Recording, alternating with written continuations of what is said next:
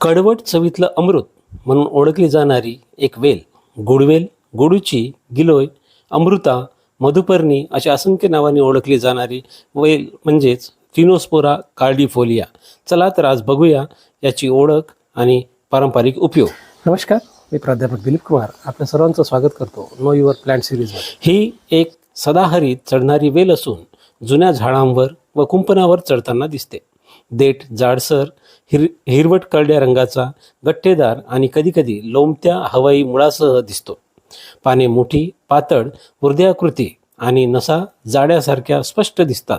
फुलोरे लहान, हिरवट पिवळे, फळे लहान, लाल केशरी, एकेकट्या दाण्यासारखी दिसतात.